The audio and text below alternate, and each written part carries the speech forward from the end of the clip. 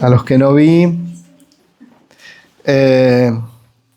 Bueno, qué alegría poder verles y estar juntos hoy compartiendo del Señor. Es una bendición poder verlos, nos alegramos muchísimo de compartir y realmente sentimos esto en el Espíritu, que el Señor es el que hace la obra, ¿no? Muchas veces queremos ayudar a la gente, a los hermanos y animarlos y no pasa nada, no hay respuesta, pero es el tiempo de Dios también para cada uno. Pero nuestra tarea es orar, ¿sí? Animamos a los hermanos, a las demás personas, los animamos y tenemos que orar, porque no es convencerlos de decir tenés que congregarte, tenés que estar, tenés que buscar a Dios, sino que se va contagiando en el Espíritu. Amén. Y esa obra la hace el Señor, la hace el Espíritu Santo en cada uno de nosotros. Anoche compartíamos, ¿no?, de nuestro testimonio, de yo llegar a la iglesia y nadie me tuvo que decir no escuches esa música, no veas esas películas, sino que la convicción del Espíritu Santo alumbra nuestro entendimiento y nos convence de pecado. Y podemos ver las cosas que estamos errando. A veces, bueno, si no las vemos, necesitamos ayuda de un hermano, del pastor, para que nos diga, hey, esto no está bien. Pero qué precioso es cuando nos corrige y nos guía el Espíritu Santo.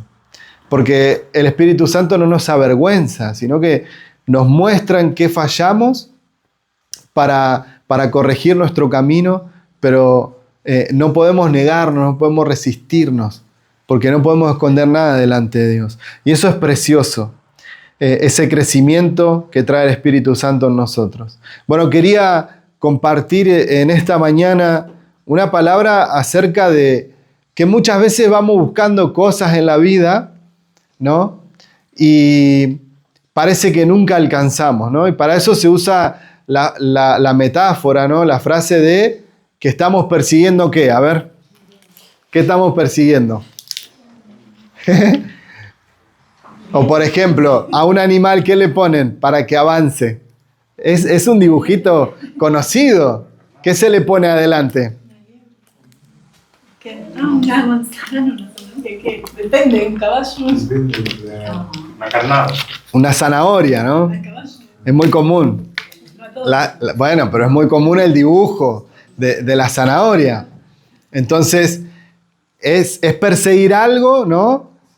Se ve mucho en las caricaturas, ¿no? De hacer que el animal le colgás la zanahoria enfrente y va a caminar continuamente y nunca va a alcanzar, porque está ahí. No está a su alcance, pero eso hace que se mueva, que avance, ¿no? Y a veces pasa así en nuestra vida y la corriente de este mundo nos pone muchas zanahorias enfrente para que vayamos adelante sin mirar a otro lado, sino buscando un objetivo. Pero vamos a ver cuáles son esos objetivos también, ¿no? Y también tengo como referencia una persona que tenía una zanahoria delante de sí y que la perseguía celosamente. Seguro ya saben quién es, ¿no? Ni idea. Bueno, alguien que buscaba con celo perseguir algo. Era el apóstol Pablo, que él perseguía a la iglesia. Él era un perseguidor de los cristianos, de los que hablaban de Jesús. Él era un perseguidor. Y él tenía autorización para encarcelar, para torturar y hasta asesinar a los que hablaban de Jesús. Así que vamos a leer un poquito en Hechos 22, desde el 1. Hermanos y estimados padres, dijo Pablo, escuchen mientras presento mi defensa. Cuando lo oyeron hablar el idioma de ellos, el silencio fue aún mayor. Entonces Pablo dijo, soy judío, nacido de Tarso, de Cilicia, y fui criado y educado en Jerusalén bajo el maestro Gamaliel. Gamaliel era una persona muy reconocida entre los judíos, un maestro.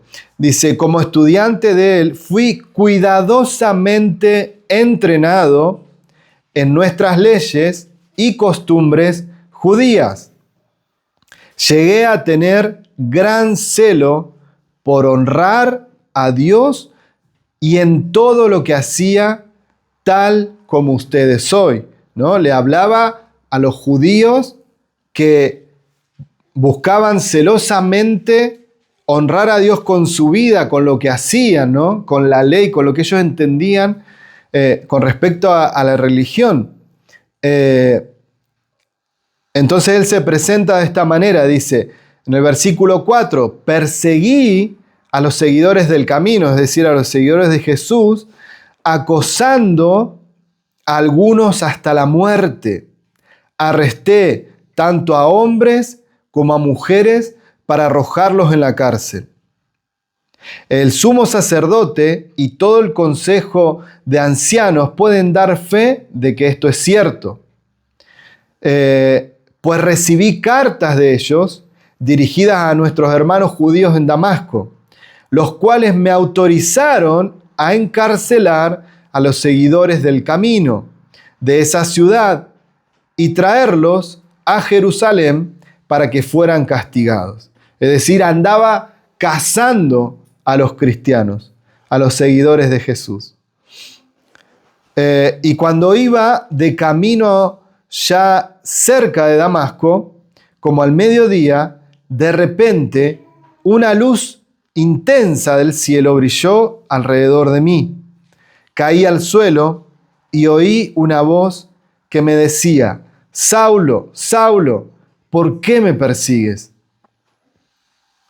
¿Quién eres, Señor?, pregunté, y la voz contestó: soy yo, Jesús de Nazaret, a quien tú persigues.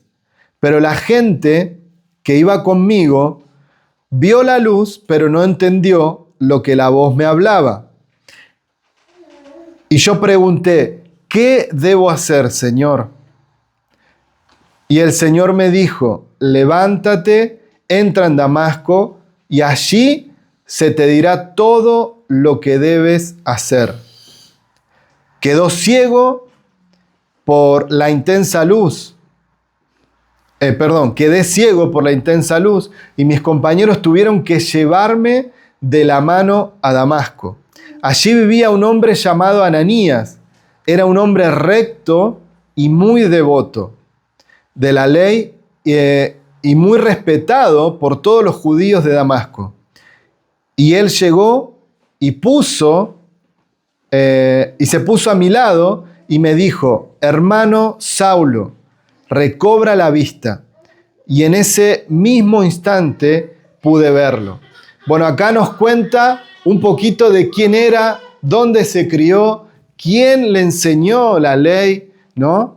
Y a qué se dedicaba. Él tenía una visión en la vida. Y muchas veces tenemos una visión de lo que es alcanzar el éxito, ¿no? Para él, alcanzar el éxito en su vida o la misión de su vida era defender la religión. Era esa cajita que decía tengo que alcanzar. O era esa zanahoria que decimos que él caminaba incansablemente para alcanzar esa meta.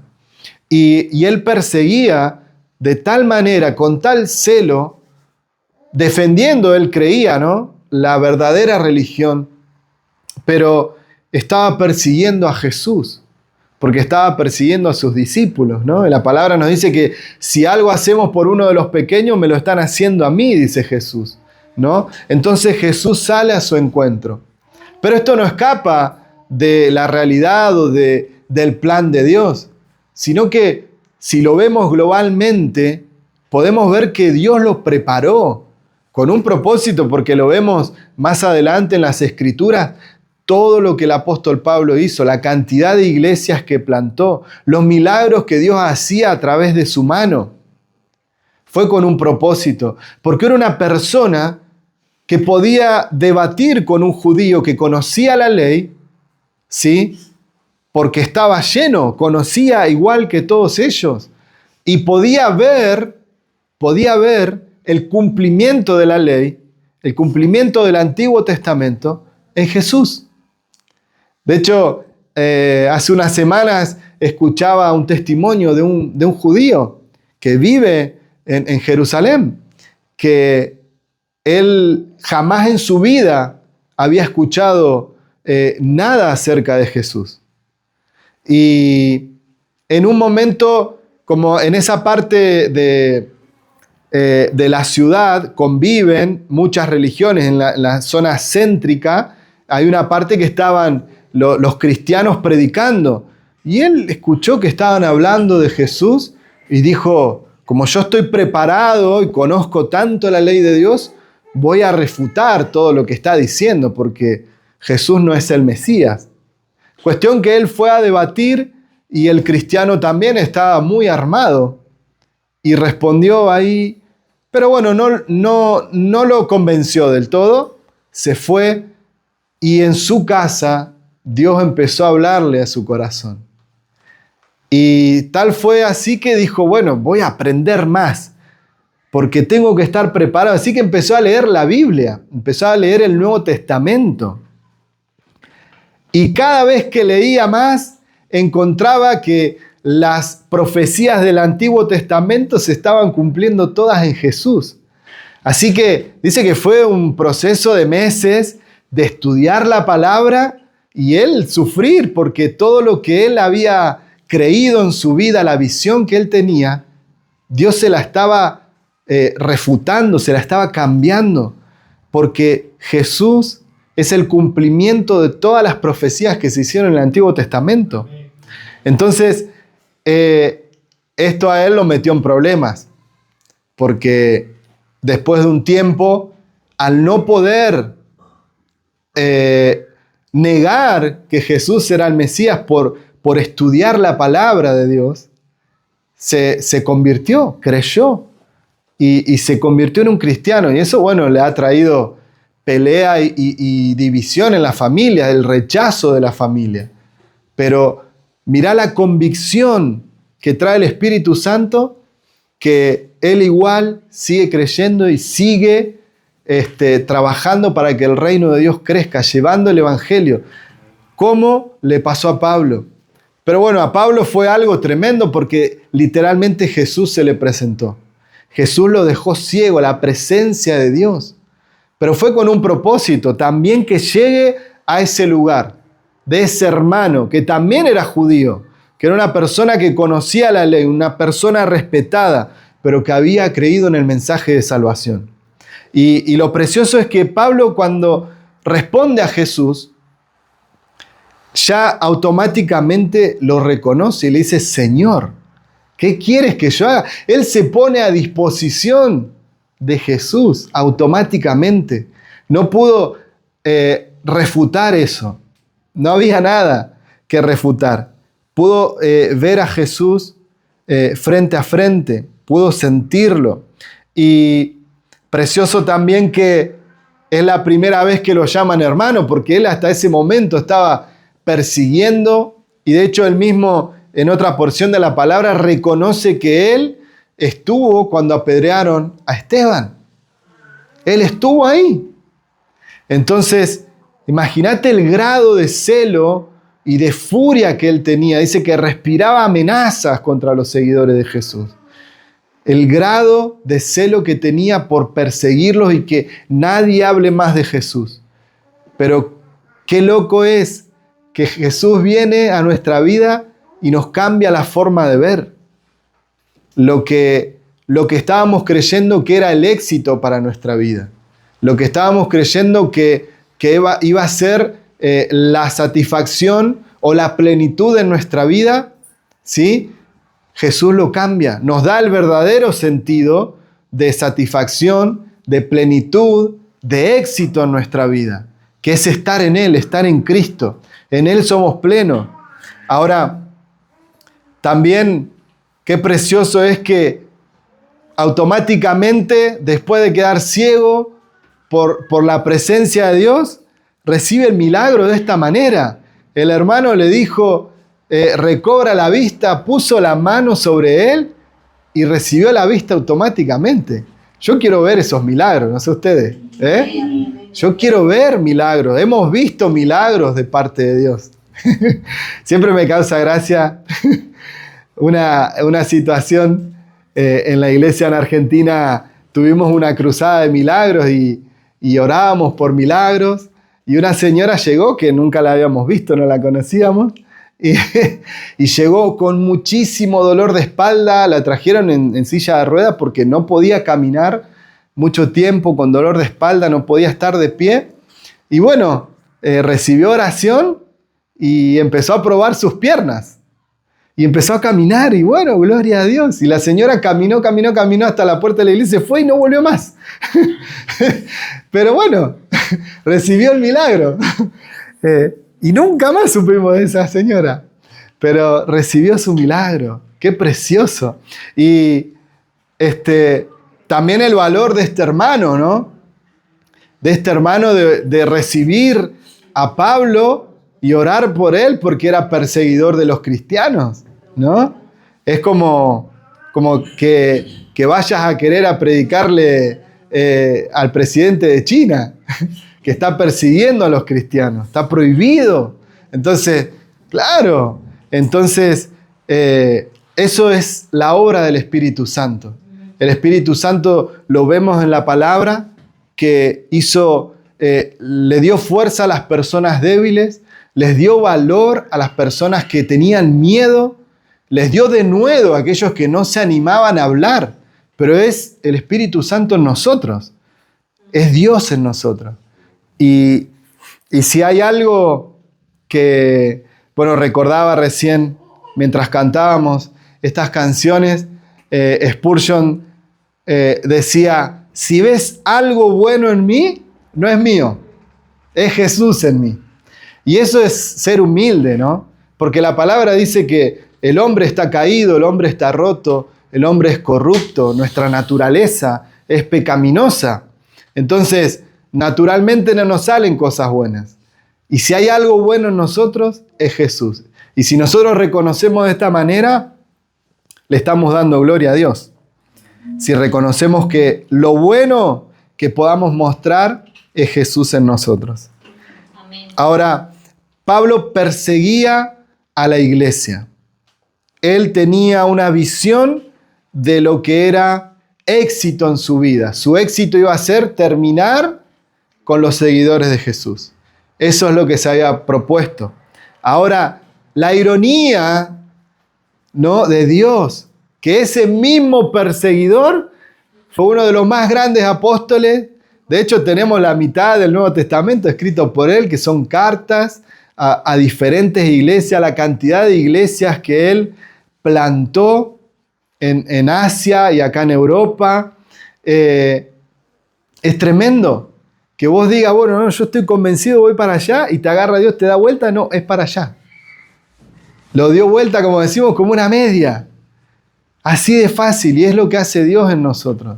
Pero tenemos que dejar que Dios obre en nuestra vida, ¿amén? Ahora, también podemos marcar que Jesús le dijo que vaya a la casa de este hermano, que ahí iba a recibir las órdenes de todo lo que debía hacer. Y el hermano lo mandó, lo instruyó, le habló el mensaje de salvación e hizo que se bautice. Entonces se bautizó y automáticamente salió a predicar el apóstol Pablo en la sinagoga. Y ya la primera prédica ya lo iban a azotar y todo, si leen un poquito la historia. Así que no podemos quejarnos ante las pruebas, porque él ya la primera prédica que fue a dar, ya lo querían azotar.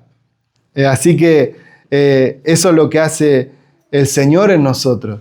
Bueno, en otra oportunidad fue a predicar a una ciudad y sí, lo azotaron. Y dice la palabra que lo golpearon tanto que lo dejaron como muerto. Y lo tiraron, acá terminaba la ciudad, lo tiraron afuera. Te quedás fuera de la ciudad. Y los hermanos, ¿saben qué hicieron? Se pusieron a orar, estando como muerto, dice. Estaba ahí agonizando. Oraron y él se recuperó milagrosamente. ¿Y saben qué hizo? No se fue a la casa. Volvió a predicar ese lugar. Y esas son locuras que el Espíritu Santo nos da la fuerza, nos da el valor, porque humanamente no insistiríamos, ¿no? Si nos dan una paliza. Pero son cosas que Dios hace. Es gracia que Dios derrama en momentos determinados. Ahora, él perseguía a la iglesia creyendo que cuando todos dejen de hablar de Jesús, él iba a estar tranquilo, iba a estar realizado. Y en nuestra vida, tal vez no nos pasa así con la religión, ¿no? Podría ser que idealizamos nuestra vida, nuestra familia, ¿no? Y estamos persiguiendo un ideal que no se puede alcanzar. Y bueno, como decíamos hoy, perfectos vamos a ser cuando venga Jesús. Ahí nuestro cuerpo, si estamos en vida, va a ser transformado a un cuerpo espiritual, incorruptible. Amén. Pero mientras tanto, no somos perfectos. Vamos buscando crecer en santidad, vamos buscando dar lo mejor de nosotros con la fuerza del Espíritu Santo, vamos creciendo. Pero bueno, eso es lo espiritual, ¿no? Pero también el mundo, lo que se dice la corriente de este mundo, nos propone zanahorias inalcanzables, ¿no? Por ejemplo, las riquezas, las posesiones materiales, ¿no? El decir, bueno, no, yo para estar tranquilo, para estar realizado, tengo que llegar a tener una casa grande, un auto nuevo, tengo que tener posesiones, tengo que tener cosas de mucho valor, ¿no? Y lo más triste de esto es que nunca termina, porque a veces vos le preguntás a una persona que si es rica y te va a decir, no, porque mi vecino tiene la casa más grande, tiene un auto más grande, más caro y tiene más dinero en la cuenta, entonces yo no soy rico, ¿no? Entonces es inalcanzable ese nivel, ¿no?, que el mundo propone. También otra zanahoria que nos hace perseguir el mundo, que nos propone, es la búsqueda de poder y de fama, ¿no? Que hoy lo vemos mucho en las redes sociales, ¿no?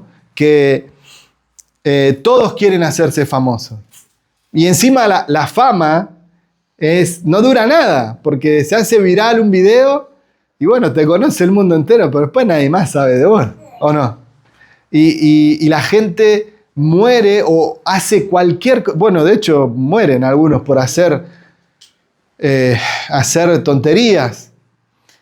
Como por ejemplo que se sacaban fotos, selfies con el tren y los ha pasado el tren por encima. Entonces, retos así, totalmente tontos, sin pensar, y la gente pierde la vida intentando ser conocido, ¿no? Buscar la fama, buscar el poder, ¿no?, el reconocimiento de las demás personas, y eso también nos lleva muchas veces a hacer cosas que no debemos para tener la atención o el reconocimiento de las personas. Otro punto es el placer y la diversión, ¿no? En este tiempo de entretenimiento, que todo es para entretener, ¿no? Podemos estar con el teléfono, ahí con el dedito, horas que nos va a consumir, nos va a enganchar, porque el sistema está diseñado para eso. Y si nosotros tomamos en cuenta cuánto tiempo se nos va con el teléfono, podríamos, no sé, aprender un instrumento, leer un libro, aprender más de la palabra, ¿no? ¿No les pasa a ustedes, no? Es aprender el idioma, que es tan necesario.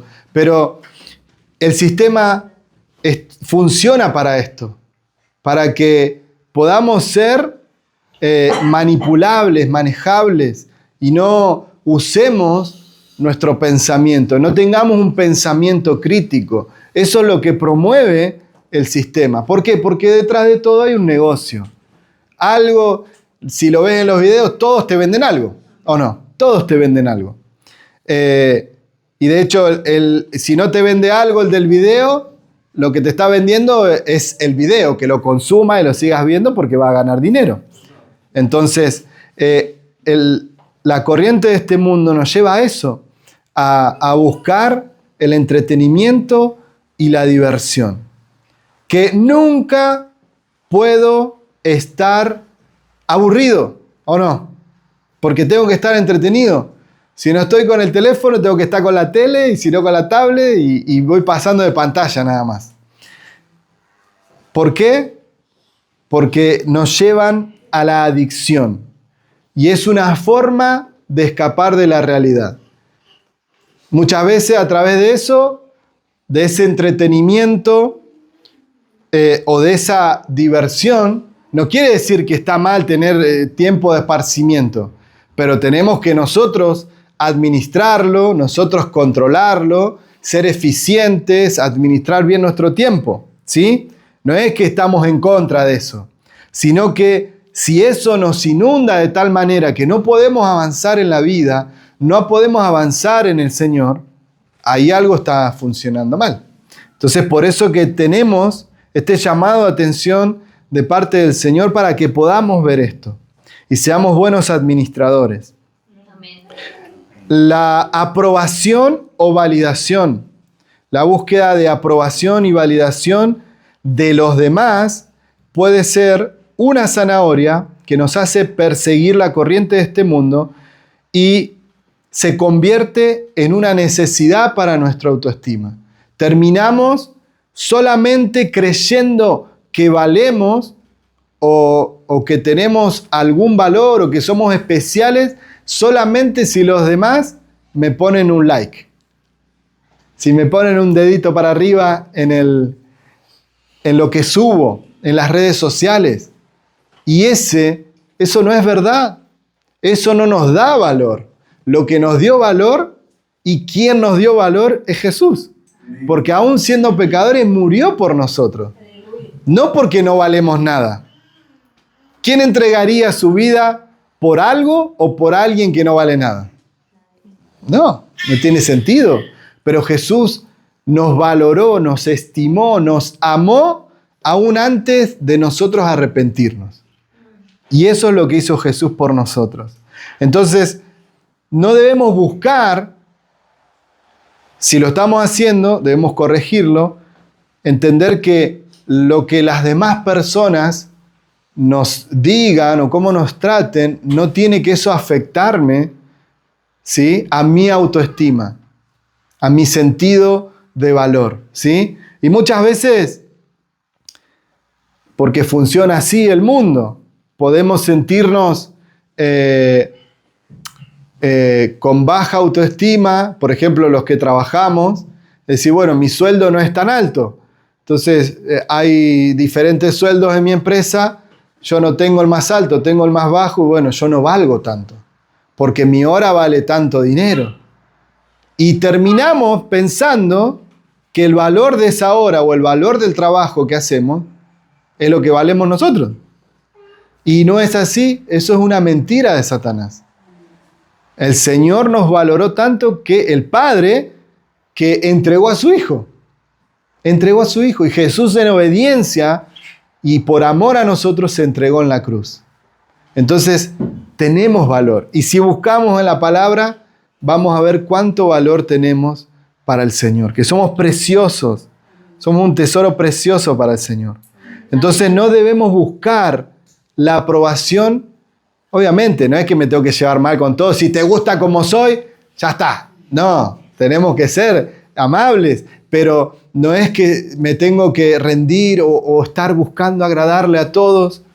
No, tenemos que ser coherentes, respetuosos, pero no dejar o volvernos tan débiles que cualquier palabra de personas nos afecte y nos lleve al desánimo o a la depresión. ¿Amén?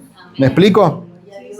Entonces, esto trae como consecuencia, si seguimos esto que el mundo nos propone, la pérdida de valores, de principios, la honestidad, la integridad y la compasión, ¿no? Porque vemos que por ser conocidos, es lo más popular en este tiempo, ¿no? Las redes sociales. Por ser conocidos, la gente puede hacer cualquier cosa.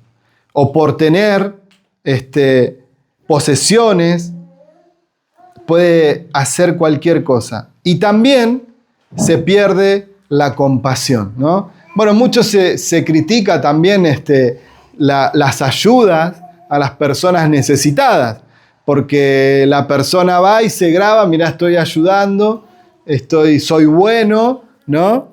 Y bueno, la palabra nos dice que no sepa nuestra mano derecha lo que hace la izquierda y viceversa, ¿no? Entonces, queda para nosotros, no digo que esté mal necesariamente, ¿no? Mostrar, porque también anima a otros, pero es cuidar nuestro corazón también. Si yo lo estoy haciendo para que me vean solamente y vean qué bueno que soy, pero por otra tiene una parte positiva que se anima a otras personas a hacer lo bueno.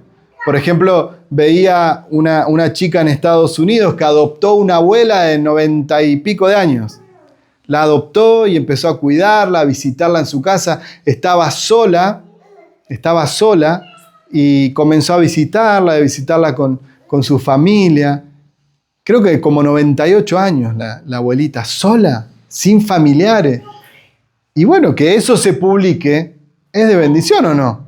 Porque eso animó a otros a decir, iba a decir che, porque a decir che, podemos hacer algo para ayudar, podemos mirar a nuestro alrededor y ser de bendición. Y muchas veces esto no necesita una gran inversión o que tengamos un doctorado en psicología para escuchar a la persona. No, a veces es escucharla, darle un abrazo, preguntarle cómo está. ¿Y cambiamos el mundo? No, pero ponemos nuestro granito de arena, ¿o no? Y somos de bendición. Entonces, si perseguimos lo que el mundo nos propone, podemos perder esa compasión. Ahora, también la búsqueda de riqueza, al final, y lo hemos visto hasta el cansancio en las películas, y dan testimonio cientos de famosos que se proponían, no sé, tener, ¿qué es lo que ganan los actores? El Oscar. Los cantantes, Grammy, ¿no? Tener esos premios de lo más reconocido o tener su música en el número 1, la película que más vendió. Y muchos llegan a tener eso, es decir, llegan a la cima y se encuentran que en la cima no hay nada. Ya está, ya lo logré. Y a veces uno va tan desesperado en esa meta que no ve el camino, no mira a su alrededor. Y que en realidad en las metas que tenemos en nuestra vida, tenemos que disfrutar del proceso también, ¿no? Tenemos que... Esto, bueno, nosotros los argentinos nos gusta disfrutar del proceso. Por ejemplo, cuando hacemos un asado, vamos disfrutando del proceso, comemos una picadita, vamos charlando, tomamos unos mates, ¿no? Y es algo simbólico, ¿no? Pero que se disfruta del proceso hasta que llega lo bueno, hasta que llega la carne. Pero en la vida tenemos que aprender a disfrutar del proceso también, de lo que, en pos de lo que estamos caminando, de alcanzar una carrera, un trabajo, un emprendimiento, disfrutar del proceso porque eso es lo que nos queda. Si no llegamos a la cima y no nos quedamos con nada, bueno, lo hice y ya está, no hay nada. Entonces, pero si podemos tener esta mirada e ir disfrutando el proceso hasta llegar a nuestro objetivo, va a ser de mucha bendición. Porque, bueno, vemos eso, ¿no? Los testimonios de personas que llegaron a tener muchísima riqueza, muchísimos bienes, muchísima fama, conocidos, pero estaban vacíos por dentro, ¿no? Y son palabras que usan muy común. Sentía un vacío dentro mío, no me llenaba. Podía tener cosas de oro, los mejores autos, estar en los mejores lugares, recorrer el mundo entero, y yo me sentía vacío. Porque eso es lo que trae perseguir solamente las riquezas y los bienes materiales. También, como consecuencia, si nos dejamos llevar por la corriente de este mundo, podemos dañar nuestras relaciones. ¿Por qué? Porque se prioriza el éxito personal y nos desconectamos del amor, ¿sí? Y esto también es una corriente que propone este mundo. No, si vos sos feliz, si tu corazón te lleva a hacer eso, hacelo, ¿no?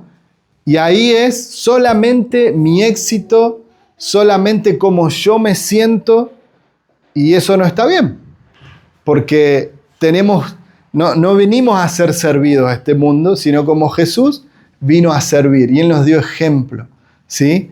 No quiere decir que yo no valgo nada y no me tengo que cuidar, sí, porque Jesús mismo nos dijo que amemos a nuestro prójimo como a quién, como a nosotros mismos. Entonces yo tengo que amarme, valorarme, cuidarme, y si yo lo hago bien conmigo, lo voy a hacer bien con los demás. ¿Amén? Amén. Entonces ese es el orden que Dios establece conforme a la palabra. Y lo que promueve la corriente de este mundo es eso. Es solamente yo tener éxito, solamente satisfacerme yo, y eso nos desconecta del amor y nos desconecta, nos hace fríos, nos hace sin compasión. Pero la buena noticia es que el Señor nos dejó palabras y nos dejó en claro que todo lo que necesitamos está en Él. Amén.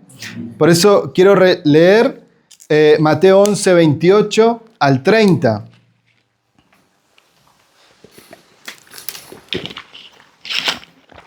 Multimedia. Están hecho una luz. Dice: venid a mí todos los que estáis trabajados y cargados, y yo os haré descansar. Llevad mi yugo sobre vosotros y aprended de mí, que soy manso y humilde de corazón, y hallaréis descanso para vuestras almas.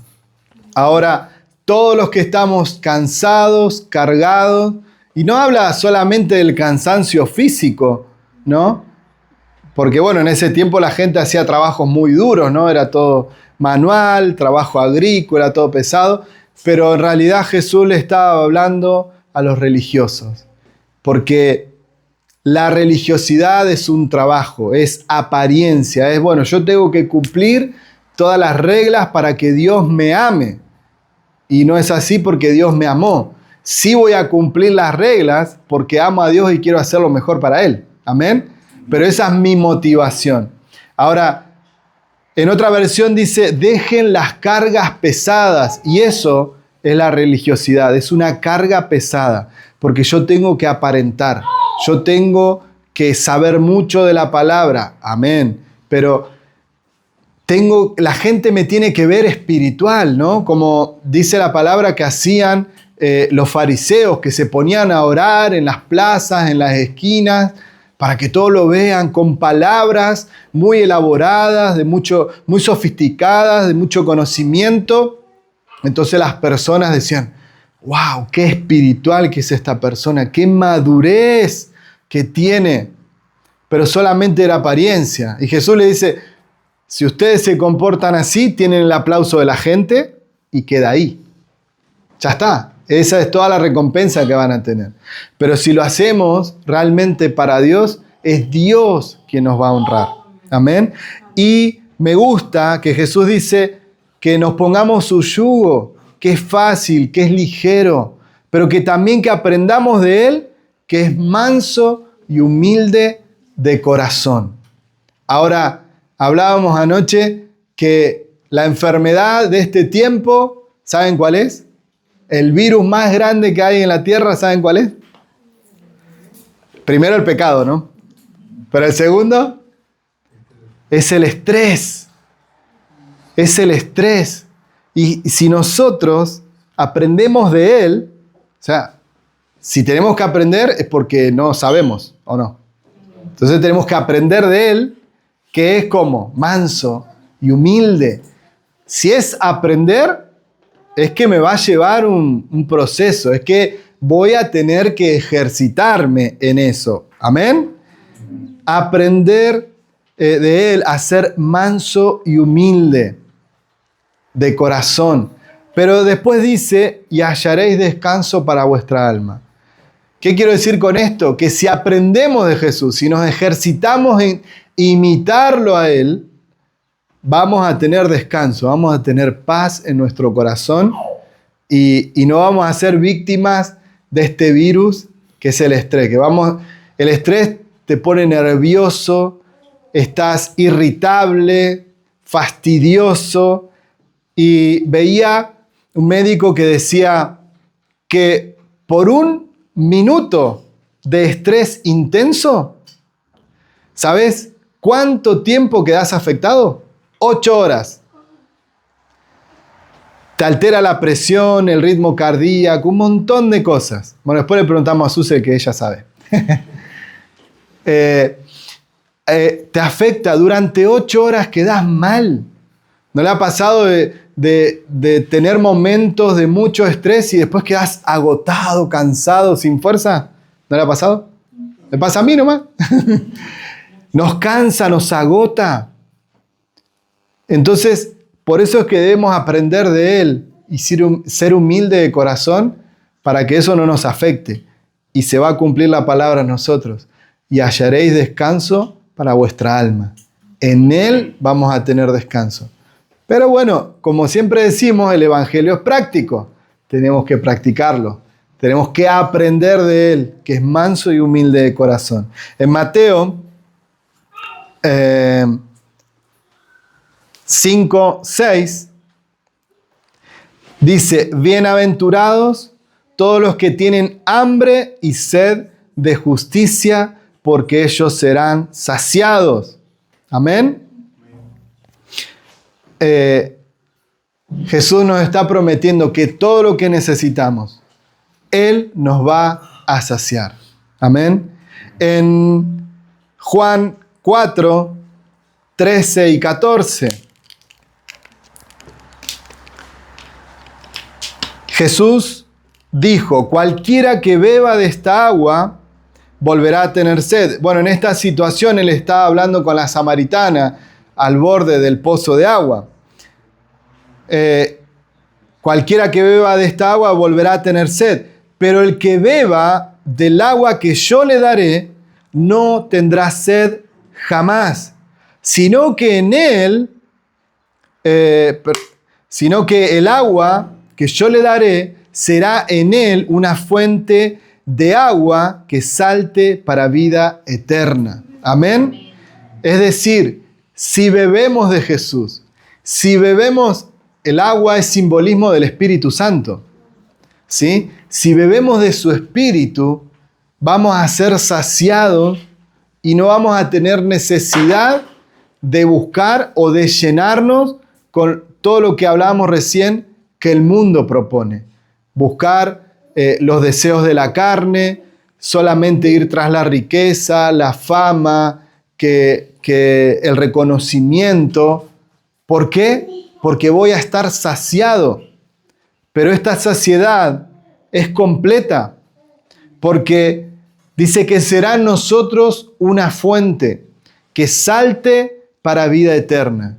Es decir, que desde mi interior van a correr esos ríos de agua viva. También dice en otro versículo. Pero es una fuente que salta para vida eterna. Es decir, no queda dentro mío, sino que se comparte, inunda mi entorno. ¿Amén? Amén. Así que esto tiene que ser una realidad en nosotros. Que no solamente nosotros somos bendecidos, sino que ayudamos a otros a que se conecten con Jesús y que puedan ser bendecidos por Él. Amén. Último versículo. No se me duerman. Juan 6, 35.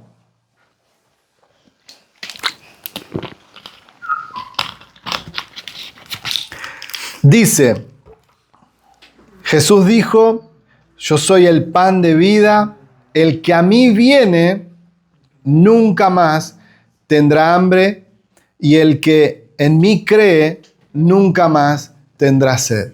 Así que volvemos a ver y a escuchar lo que Jesús dijo. Si buscamos en Él, Él no nos va a rechazar. Y si tenemos necesidad de algo, de comida o de bebida, ¿no? En sentido espiritual, si tenemos necesidades para satisfacer, las tenemos que buscar en Él, porque en Él vamos a ser saciados.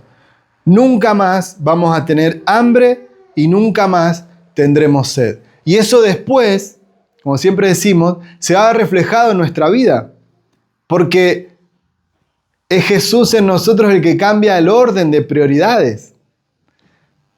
Va a cambiar el orden de prioridades en mi casa. Va a cambiar el orden de prioridades en mi trabajo, en mi familia, en mi matrimonio, con nuestros hijos. Pero lo va a cambiar para bien. Porque vamos a ser mejores personas, mejor esposo, mejor esposa, mejores padres, porque vamos a caminar en la voluntad de Dios. Ahora, escuché una definición de qué es el Evangelio. Y el Evangelio es un pobre diciéndole a otro pobre dónde hay pan. ¿Por qué? Porque nosotros, por ejemplo, nosotros como familia, no somos mayores que ustedes, sino que Dios nos dio una tarea, simplemente un trabajo, y como hablamos siempre, somos el cuerpo de Cristo, y cada uno tiene una gracia, un don, un talento que Dios puso en ustedes. ¿Amén? Tienen un don que Dios puso en ustedes. Amén. Entonces, tenemos que creer esto, que tenemos una capacidad o una facilidad que Dios nos da que a otro no. Entonces, tenemos como cuerpo que ejercitar esos dones que Dios nos dio, ¿sí? Pero todos somos iguales delante del Señor. Y simplemente nosotros le estamos diciendo, como pobres que somos, espiritualmente, ¿no? Como necesitados de Dios que somos, le estamos diciendo dónde está la fuente de alimento. ¿Dónde está la fuente de provisión? En Jesús, ¿sí? Entonces, es precioso esto porque nos baja la realidad, que simplemente somos un pobre diciéndole a otro pobre, Jesús tiene pan, anda a buscar ahí. Jesús tiene agua, anda a buscar ahí en Jesús. ¿Sí? Simplemente eso somos. Obviamente después Dios da estructura al cuerpo, a la iglesia, para que podamos tener orden. Amén. Pero simplemente estamos guiando a otros a la fuente de provisión, que es Jesús. ¿Sí? Ahora, yo inmediatamente recuerdo la alimentación de los 5,000, ¿no? ¿Qué pasó? Estaba la gran multitud en ese lugar, que se calcula entre 15 y 20,000 personas. Ahora meditamos con mi esposa en esta semana, ¿no? Y qué precioso es que Dios, con su palabra, siempre te muestra una cara que no habías visto. O te revela una perla que no la habías visto. Podés leer una palabra, un versículo hoy y dentro de 5 años lo lees y ves una cosa totalmente diferente. Porque la palabra de Dios es viva. Amén. Y Dios nos habla a través de su Espíritu. Ahora, podíamos ver en esa alimentación, ¿sí? De los 5,000, en esa multiplicación de los panes y de los peces, que fue Jesús el que los multiplicó. Pero nos imaginábamos, en 20,000 personas, ¿nadie salió preparado con un poco de pan? Solamente ese niño pobre, porque dice la palabra que eran panes de cebada los que tenía. ¿Y quién comía el pan de cebada? La gente más pobre. No era pan de harina de trigo, era pan de cebada. Lo aclara la palabra. Y solamente tenía esos 5 panes y esos 2 pececitos. Ahora, en 20,000 personas, ¿nadie salió preparado? Yo me imagino que alguna familia habrá tenido, ¿o no? Tal vez hasta alguna familia tenía más. Pero ¿qué fue lo que marcó la diferencia? Fue creerle a Jesús y poner lo que yo tengo en las manos de Jesús. Eso fue lo que marcó la diferencia. Porque dice que era un niño. Y por eso el Señor nos dice que creamos como niños. Con 5 panes y 2 peces no vamos a alimentar a 20.000 personas. Pero Él creyó porque se lo puso en las manos a Jesús. Entonces nosotros debemos hacer lo mismo con lo que Dios puso en nuestras manos. Con el don, con el talento, con la gracia, con el favor. Si puedo escuchar a personas, si puedo animar a personas, si puedo visitar a alguien, si me gusta acompañar a alguien en el hospital, no sé, diferentes servicios. Tengo que ponerlo en las manos de Jesús. Ese niño pobre simplemente le creyó y lo que tenía se lo entregó en las manos a Jesús. Dice que Jesús tomó el pan y los peces, oró, lo bendijo y lo multiplicó. Ahora, también Él, y esto también nos muestra parte figurativamente de la iglesia, ¿no? Porque envió ¿a quién? A los discípulos a repartir el pan, ¿sí? Entonces es que Dios también nos da tarea a nosotros. No es, bueno, conectate con Jesús y bueno, va, relate con Él. No, también Dios nos da pan de vida, nos da palabra para que podamos compartir a otros. Y sí, bueno, los vamos animando, los vamos guiando para que se conecten con Jesús. Pero también Dios nos da esa tarea, que es una bendición. Tenemos que creerle al Señor y lo que tenemos, lo que podemos hacer, lo que sabemos hacer, ponernos a disposición de Él para que muchos sean saciados en este lugar, para que muchos se encuentren con Jesús. Amén. Y de esta manera, primero somos transformados nosotros, después nuestra familia, nuestra casa, y después va a ser visible esto en nuestro trabajo, en donde nos movemos. Dios se va a glorificar. Amén. Amén. Y de esa manera somos saciados. Y no caemos en el engaño de este mundo, de perseguir solamente la fama, el éxito, el dinero, ¿no? Porque entendemos que en Jesús somos saciados. Amén. Amén. Y que esto sea una realidad en nosotros. Vamos a orar. Señor, queremos darte gracias por este tiempo que podemos compartir. Gracias por tu palabra. Señor, gracias porque hablas a nuestro corazón. Señor, te pedimos que tu palabra no solamente quede atesorada en nuestros corazones, sino que sea una realidad en nosotros, Señor. Que no persigamos lo que el mundo propone a ciegas, sin pensar, sino que podamos buscarte a ti. Y sabemos, también el mundo sabe que tenemos necesidad. Y es por eso que trata de manejar a las personas a través de esas necesidades. Señor, pero nosotros entendemos que la necesidad que tenemos solamente va a ser saciada en Cristo, solamente a través de ti. Señor, creemos que todo lo que necesitamos está en ti, porque también tu palabra dice que toda bendición nos ha sido dada. Toda bendición espiritual nos ha sido dada en las regiones celestes en Cristo Jesús. Señor, creemos que todo lo que necesitamos, Señor, viene de ti. Por eso te pedimos, Señor, que alumbres nuestro entendimiento, alumbres nuestra mente, nuestro corazón, para no caer en las trampas que propone este mundo. Señor, queremos ser saciados. Queremos, Señor, creerte y también darte la capacidad que nos diste, el don, el talento. Señor, que vos pusiste en nuestra mano, queremos ponerlo en tus manos para que sea multiplicado, Señor. Nos ponemos a disposición de tu iglesia. Queremos seguirte, pero también queremos servirte. Queremos ser de bendición para tu reino. Que el reino de los cielos siga avanzando, Señor. Que transformes nuestra vida, nuestra familia, Señor, pero que también bendigas a las personas que nos rodean, Señor. Que sea una realidad en nosotros, Señor, la transformación de tu Espíritu Santo, Jesús. Te damos, Señor, a ti la gloria, la honra, la alabanza, Señor, el reconocimiento, porque tú nos diste vida, nos diste salvación, nos diste vida eterna, Jesús. Por eso estamos agradecidos, papá.